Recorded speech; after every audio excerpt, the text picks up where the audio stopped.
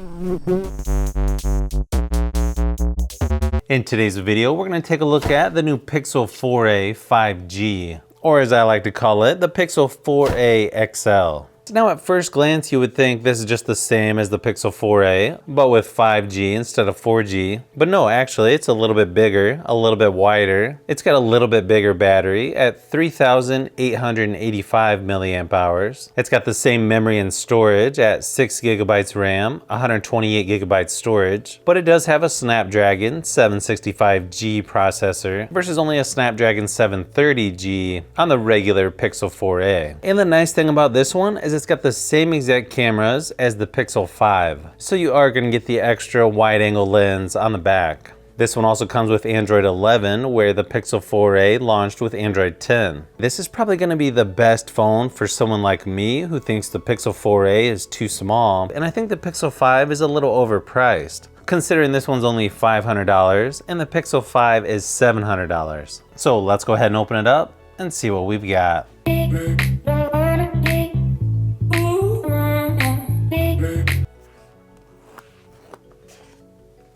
That's kind of weird, they don't even put this in plastic. Okay, yeah, this thing's really lightweight. SIM card ejection tool. Then you get your quick start guide and warranty information. USB-C fast charging brick. USB-C to USB-C charging cable. And they also throw in a USB-C to USB-A adapter. You can see there on the front, it's got a hole punch camera up in the left-hand corner. It's nice how they always make the power button a little bit different color. This one's sort of a bluish gray or almost lavender. And then the power button's right below that in black. Microphone and headphone jack there on the top. SIM card tray on the left-hand side. Then you got the speaker and charging port there on the bottom. Then you get your two cameras there on the back, right above the fingerprint scanner. Now the bezel on this is actually pretty small all the way around, just a tad bit larger on the top and bottom. It's got a really nice matte black texture on the back, and even though it's plastic, it does feel like it's pretty good quality.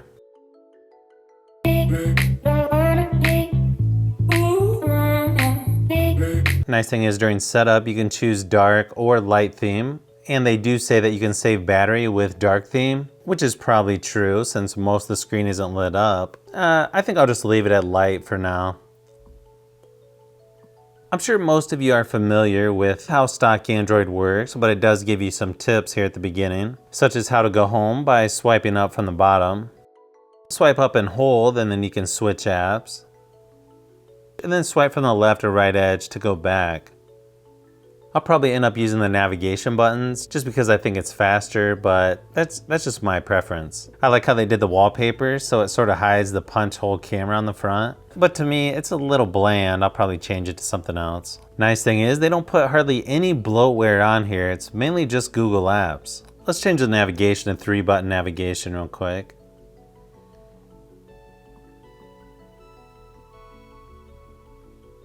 Now the notification sheet on here, there's not really a lot on here. You've got Wi-Fi, Bluetooth, auto rotate, flashlight, battery saver, do not disturb, airplane mode, night light, screen record, and nearby share. So far it's using about 15 gigabytes or 12% of the 128 gigabyte storage. Like I said earlier, this does come with Android 11. Swipe to the left on the home screen and you're going to get the Google News feed. Here's a quick size comparison next to the OnePlus 8T, iPhone 12, and the Pixel 4a.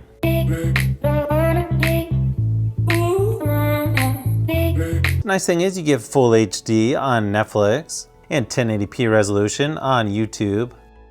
I'll give you a quick sound test of the speakers just so you can get an idea of what it sounds like. No, I didn't realize this because it's so bright where I'm doing my unboxing, but it actually has backlight keys so you can see which buttons are which. So that's kind of nice. I also tested this on Steam and it works really good on there as well. If you just plug it into a USB-C cable, it works right away. You really don't have to do anything. I tried it on a couple other systems just to see if it would work, like the PS5, my PS3. I even tried it on the PlayStation Classic. Okay, so the speakers sound loud enough, but I do notice the speaker on the bottom seems a little louder than where the earpiece is. Not that big a deal, but just something I thought I would point out. Of course, you're gonna get one of the best portrait cameras in the industry right now. Pretty fast shutter speed as well. Okay, definitely looks like you get plenty of detail with this camera.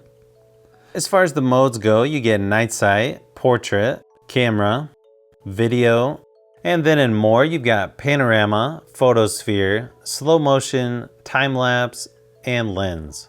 Now you can choose the wide crop, 16:9, or 4:3 aspect ratio. It looks like it does record 4K video up to 60 frames per second, so that's nice. It's also got video stabilization. Now I'll just show you a few samples of photos and video just to give you an idea of what to expect from the Pixel 4a 5G.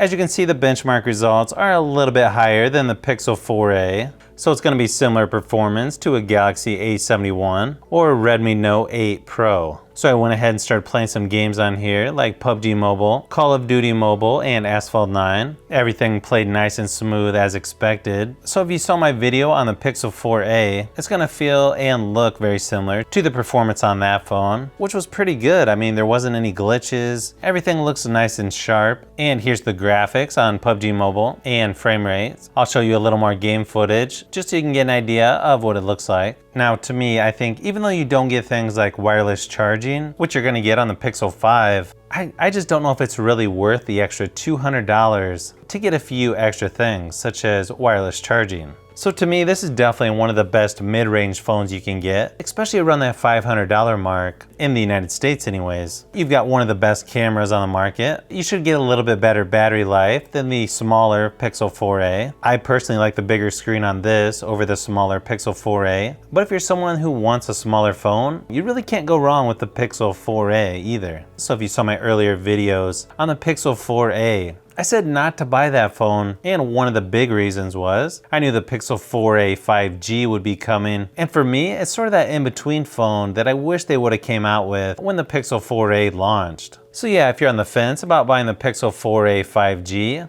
yeah, I would get it. It's pretty good. So if you've made it this far into the video, you may want to say thanks by subscribing, and don't forget to give a thumbs up if this video was helpful. This is Brian from Fishbee Productions. Thanks for watching, and I'll see you on the next one.